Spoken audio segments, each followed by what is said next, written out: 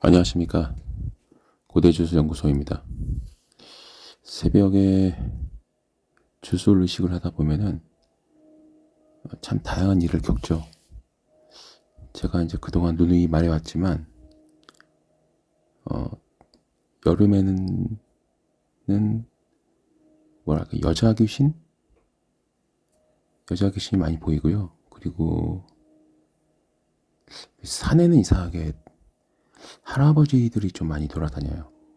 신기하지 않습니까?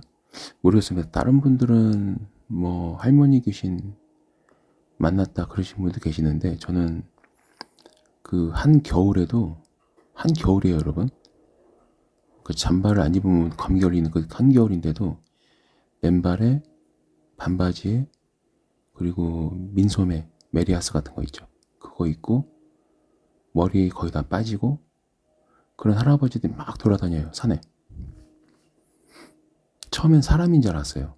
그러니까 워낙 정정하셔가지고 이제 밤잠이 이제 없어져서 건강해지려고 산을 막 돌아다니나 보다. 자연인인가? 그래서 상했는데 아무리 생각해도 사람은 아닌 것 같아요. 또 신기하게도 굉장히 빨라요. 이동하는 속도가.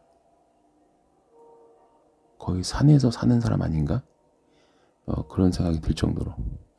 그리고 할머니 귀신은 언제 많이 봤냐면 산을 다 내려오고 나서 그 재래식 시장 골목 길이 있거든요.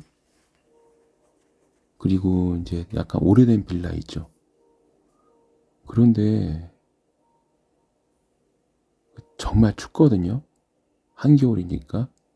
뭐 2월, 3월 여전히 춥잖아요. 되게 얇게 입고 양말도 안 신고 그 막 털질난 그 검은색 겨울용 그 고무신 있죠. 그런 거에다가 얇은 파자마. 왜 시장 가면은 그 할머니들이 이렇게 입는 그 파자마 있죠. 그런 거. 근데 그 보통 할머니들 입는 파자마 보면 막 꽃무늬도 있고 화려하잖아요. 근데 할머니 귀신이라고 제가 지금은 이제 단정적으로 말하거든요. 그때는 설마 했는데 아무리 1년 넘게 곰곰이 생각해봐도 사람이 아닌 것 같아요. 아무리 생각해도. 보통 추우면은 할머니들은 혈관 질환 이런 게 위험이 있기 때문에 따뜻한 이렇게 모자 쓰잖아요. 근데 모자도 안 써요. 그리고 새벽 3시, 4시에 왜 그 빌라 계단 앞에 앉아 있는지 그것도 좀 이해가 안 돼요. 거기는 좀 낙후된 곳이라서 가로등도 거의 없거든요.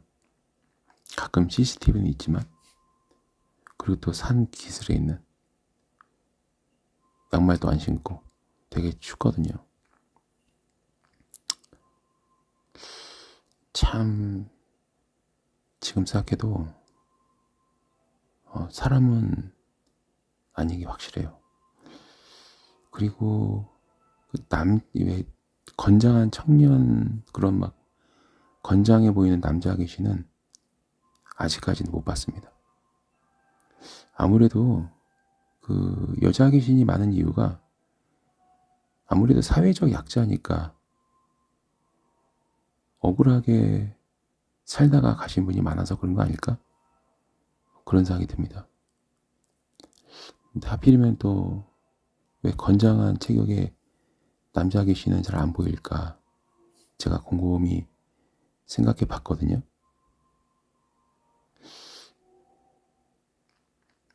둘 중에 하나 같아요. 잘 살다, 올바르게 살다 죽어서 좋은 곳에 갔거나 아니면은 환생을 해서 또 행복한 인생을 살거나 아니면은 나쁜 짓을 해가지고 지옥에 갔거나. 보통 이승을 이렇게 돌아다니는 그런 우리가 흔히 말하는 뭐 악령이다, 악귀다 그런 존재들은 실제로는 뭐 악마 이런 거라기보다는요 원한이 사무친 그런 원혼이 대부분인 것 같아요. 우리가 막 보면은 뭐 악령이다, 막 악마다, 막 그리고 구마의식 하는 그런 서양 영화 보면은 뭐 저기 악마 7대 악마 해가지고 막 뭐 이사젤 뭐 벨제부 발 이런 식으로 막 너의 이름을 밝혀라 하면서 근데 그런 경우는 저는 아직은 못 봤습니다. 제가 봤던 악마들은 대체로 사람의 영혼이 3개가 있어요. 이거는 여러분들이 뭐 믿거나 말거나 자유지만 이왕이면 이거를 좀 적극적으로 참고하셨으면 좋겠습니다. 사람의 영혼이 3개가 있습니다.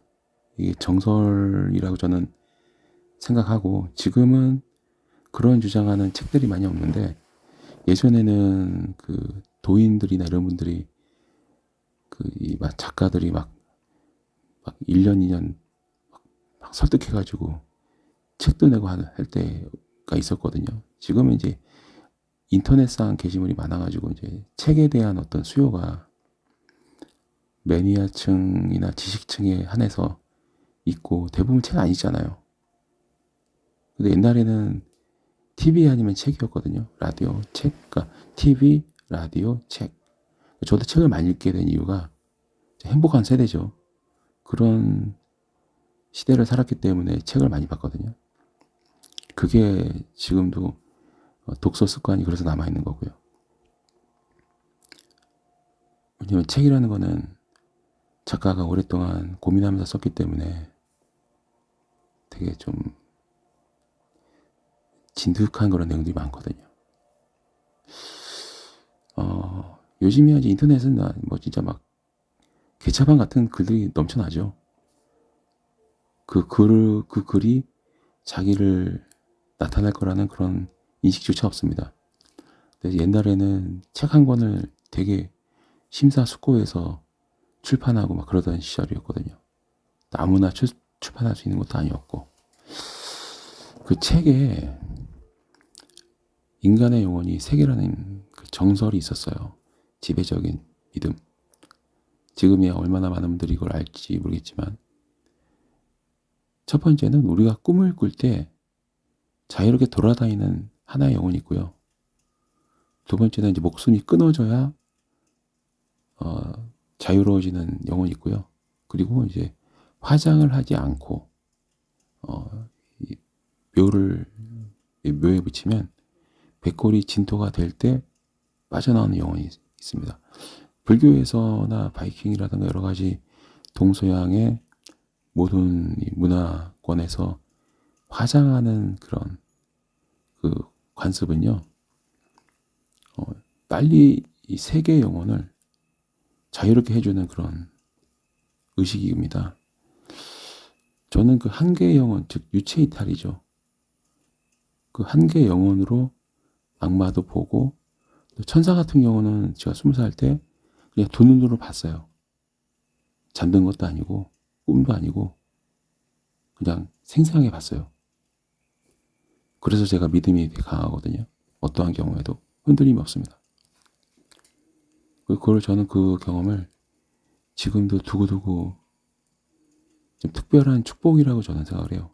만약에 20살 때 천사를 보지 못했으면 저는 지금 주술사 일을 안 하고 있습니다.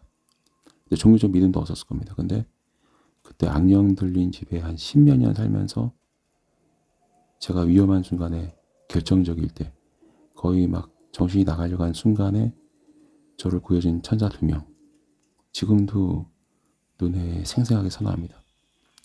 절대 못 잊죠. 그리고 이제 악마의 얼굴도 본 적이 있어요. 또 신의 얼굴도 본 적이 있고 그건 나중에 또 자세히 말씀드릴 건데 그런 것처럼 우리 이승에 떠도는 그런 귀신들은 저는 악마, 악령 그 가능성보다는 원한을 품고 여기에 집착해서 남아있는 그런 귀신들이라고 생각합니다. 물론 이제 밤이라는 시간이 귀신의 시간이고 또 어둠의 시간이긴 맞긴 해요. 그래서 밤에는 위험한 곳에 가시는 게 좋은 생각은 아닙니다. 굳이 뭐 흉가폐가를 막 너무 많이 가지 마세요. 그 흉가폐가 콘텐츠를 위해서 유튜버들이 이제 많이 거의 매일같이 가시는 분들, 저는 한 가지 좀 걱정되는 거는 그 주로 그런 데 많이 다니게 되면 어떻게 되냐면 죽고 나서 흉가폐가에 자기도 모르게 여기 지방령처럼 남게 됩니다. 그러니까 이게 아셔야 돼요. 평소에 내가 무엇을 즐겨하고 주로 했고 행복해했는지 그게 되게 중요하거든요. 공포심을 막 이렇게 즐긴 분들은 죽고 나면은 공포심을 계속 느끼게 돼요. 지옥은 아닌데 공포심만 드는 곳, 거기를 갑니다. 그거는 본인이 살아생전에 계속 그런 의사를 밝혔기 때문에 그렇게 되는 거예요. 그래서 제가 전에도 말씀드렸지만 그 천국 가고 싶으면 여러분들 생각에 천국에는 이런 사람이 있을 것 같다라는 그 상식 있잖아요. 거기에 부합되는 사람이 되려고 노력해야 돼요. 마음을 그렇게 가져야 됩니다. 아, 저 사람 천사 같아라는 말을 들을 정도로 인생을 사시면 돼요. 또 이제 딱 봤을 때 입만 벌리면 혐오와 증오와 조롱과 모욕과 이런 게 막 넘치는 사람들. 그 사람이 남긴 대부분의 글들이 다 그런 거다. 뭐 더 고민할 거 없죠. 지옥입니다. 본인이 원한 거잖아요. 좋아하는 거고. 그런 것처럼 이 이승에 떠도는 이 구천이라고 하죠. 이 떠도는 그런 영혼들은 원한이 사무친 거예요. 그래서 여자 귀신이 많고 남자 귀신은 거의 못 봤습니다. 솔직히. 대신 추측하건대 한 키가 2m 정도 되는 검은 그림자. 그거는 남자 아닐까? 그런 조심스럽게 추정을 해봅니다. 이 도깨비라는 존재는 한 100명 이상의 그런 이 원혼들이 구천을 헤매다가 녹아내리고 이제 기운으로 바뀌어요. 이 이승에 남아있는 게 시간적 제약이 있다는 거 아셔야 됩니다. 죽고 나서 어떤 평소에 수련을 해서 다른 영혼의 기운을 내 것으로 딱 흡수할 수 있는 그런 깨달은 그런 영혼 아니면, 어떻게 보면 사악하긴 하지만 그런 영혼 아니면 기운으로 바뀌게 돼요. 여러분들이 산신령 이런 존재를, 저도 산에 밤에 정말 많이 가보지만 산신령은 본 적이 없어요. 존재할 수가 없죠. 왜냐하면 사람이었습니다. 그리고 결국은 100년 정도 되면 이 기운으로 바뀌어요. 100년 이상 된 귀신은 거의 없다고 보시면 됩니다. 특별한 어떤 예외가 있긴 해요. 근데 그건 굉장히 드물죠. 왜냐하면 그 100년 이상 온전한 영체를 보존하면서 존재하려면 이 섭리에 대한 이해가 깊어야 되거든요. 또 주술사 버금가는 그런 능력을 갖춰야 되고 이 세계가 어떻게 돌아가는지를 알아야 가능한 거거든요. 도깨비는 그 기운들이 모여서 사람의 형체를 띠기도 하고 때로는 뭐 빗자루로 보일 수도 있고 몽둥이로 보일 수도 있고 나무로 보일 수도 있고, 그 도깨비 관련된 이 설화 전설을 보면은 많이 등장하는 게 빗자루, 그다음에 몽둥이, 그리고 나무예요. 나무. 도깨비랑 밤새도록 씨름했다. 그 다음에 깨봤더니 빗자루가 있더라, 나무를 껴안고 있었더라, 몽둥이를 가지고 있었더라. 그래서 그런 겁니다. 그러니까 결국 뭐냐면 도깨비라는 존재는 100명 이상의 영혼이 기운으로 전환되면서 만들어진 어떻게 보면은 집단체, 집합체라고 볼 수 있습니다. 그래서 다양한 얼굴을 띌 수가 있는 거죠. 근데 이제 그런 도깨비를 어떤 한 명의 인격으로 이해하는 거는 도깨비의 도자를 모르는 거죠. 제가 지금도 참 소름 돋는 그런 사연은, 그때도 축시의 저주 주술을 대행해줄 그 시기였는데, 거기가 이제 무슨 선앙당이 있었던 곳이었어요. 우리나라 산에는 선앙당이 많아요, 굉장히. 서울에 있는 아무 산이 올라가도 그 기도터 나오고 선앙당이었던 터가 굉장히 많습니다. 왜냐면 한때 그 일제시대 때 무속에 대한 어떤 탄압이 있었거든요. 무당에 대한.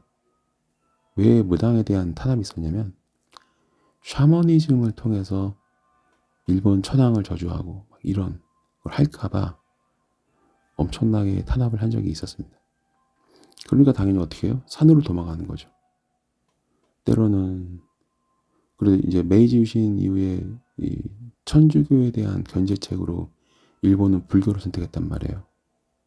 그래서 이 무당들이 그 불교 신자처럼 또 행세를 하기도 했어요. 그래야 살아남으니까.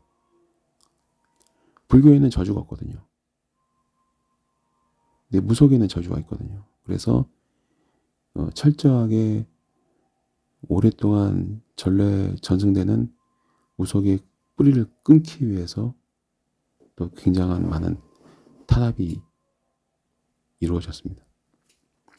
지금 주술사가 몇 명 안 되는 것도 그래서 그래요. 무속인도 보면은 대가 끊겨서 36년 동안 이 대가 끊기다 보니까 지금 보면은 껍데기만 남은 경우가 많아요. 그러니까 맞으면 어설픈 것만 많이 남은 경우가 안타깝죠. 과거의 그 누적된 노하우나 이런 게 식민지 그때 무속에 대한 탄압. 왜냐하면 일본이 무속적으로 굉장히 믿음이 강한 나라거든요. 저도 친척 중에 일본에서 무당으로 활동하신 분이 계시거든요. 그래서 더 잘 아는 거 있습니다. 대가 끊기다 보니까 좀 많이 아쉬운 경우가 많죠. 그런 것처럼, 근데 지금도 가끔 서당당에 이제 굉장히 큰 나무가 있어요. 거기에 오색천이 막 둘러져 매 있고, 막 새끼줄이 막 둘러매 있고 그런 곳이 있어요. 그곳을 발견하면 축시의 주스르시길 반드시 거기서 하게 되어 있죠. 거기보다 더 좋은 곳이 있겠습니까? 수많은 사연들과 또 귀신들을 봉인하기 위해서 과거에 좀 아시는 무당들이 그렇게 방법을 해놨단 말이에요. 비방책을. 그런 데서 이 축시의 저주 주술을 대행하다 보면 정말 막 머리부터 저 솜털까지 90도로 서는 그런, 쭈뼛 서는 정도가 아니라 소름이 머리부터 발까지 관통하는 것 같아요. 온몸의 그 소름은 지금도 잊을 수 없을 정도로 장난 아닙니다. 강력한 그 음기운이라 해야 되나. 죽은 사람들의 기운이 느껴지는데 그냥 느껴진 게 아니라 막 사방에서 몰려오는 것 같아요. 그럴 때는 정말 정신 바짝 차려야 됩니다. 아마 그때 주변에서 몰려드는 그 소리나 기운 보이진 않지만 딱 그 옆에 누가 서 있는 게 느껴지잖아요. 그게 한두 명이 아니란 말이에요. 몇십 명은 되는 것 같아요. 몇십 명이 보는 가운데 주술을 대행하다 보면 미칠 듯이 막 소름이 돋습니다. 장난 아닙니다. 그래서 막 마음 같아서는 막 뛰쳐나가고 싶은, 이 주술이고 저주댕이고 다 필요 없다. 그냥 빨리 짐 싸가지고 나가야겠다. 빨리 내려가자. 그런 마음이 막 솟구쳐 올라옵니다. 근데 그때 그 솟구쳐 오르는 그 도망가고 싶은 마음이 휩싸여서 진짜로 하산하잖아요. 100% 다칩니다. 오히려 그때는 정신 바짝 차리고 의식에 집중해야 돼요. 그게 살 길이에요. 그러면 이제 이 초 4개를 밝히고, 그런 데는 부적을 한두 장 가져가지 않습니다. 부적만 거의 한 100장 가져가는 것 같아요. 큰 부적. 그 한마라 가잖아요. 가로 세로 90cm. 큰 부적에다가 뒤에 대나무 대가지고 막 현장에서 설치하거든요. 그리고 준비해간 또 그 동아줄이 있어요. 그러니까 그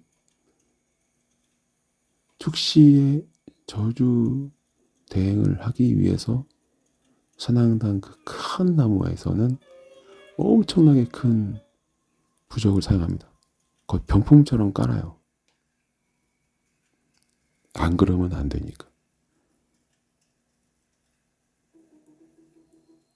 이거를 흉가 패가 갈 거 없습니다. 최고의 귀신을 경험할 수 있는 곳은 그런 곳이에요. 뭔가 막 봉인해놓은 그런 나무들 있죠. 그 오색천 돌려놓은 게 막 그게 퇴마하거나 막 봉인하거나 그럴 용도로 하는 경우가 많거든요. 거기에서 제대로 이 주술의식을 할 수 있는 사람과 함께 카메라 들고 가면 아주 새로운 경험을 할 수 있습니다. 흉가패가는 뛰쳐나 조금만 나오면 대로변이에요. 근데 산속은 1시간 안에 그 산을 벗어날 수가 없어요. 동이 틀 때까지 기다려야 되거든요.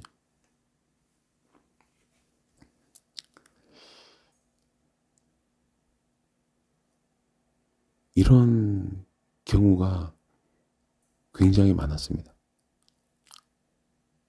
굉장히 많아요. 최근 제가 이제 인형주술에 대해서 영상을 몇 개 올렸는데, 또 축시의 인형주술 관련해서도 되게 특이한 현상이 많았어요. 그 이야기를 또 다음 영상에서 들려드릴 겁니다. 하여튼 그 오색천이 둘러매 있는 그 큰 나무에서 의식을 할 때는 막 애들 그 목소리도 실제로 녹음이 돼요.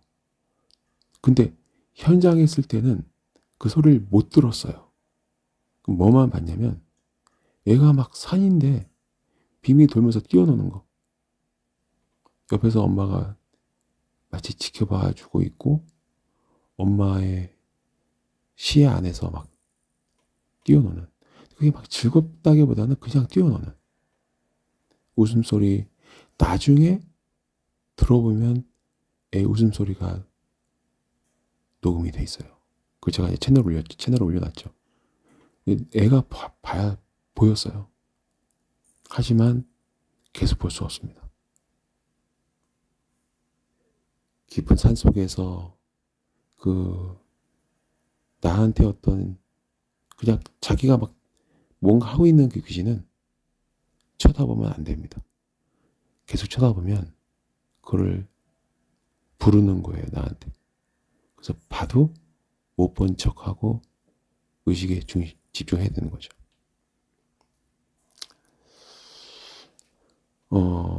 한번 이 무속이나 주술 일 하시는 분, 또 흉가패가 탐험하신 분들 꼭 이 영상을 참조해서 새벽에 그런 나무에 한번 가보시기 바랍니다.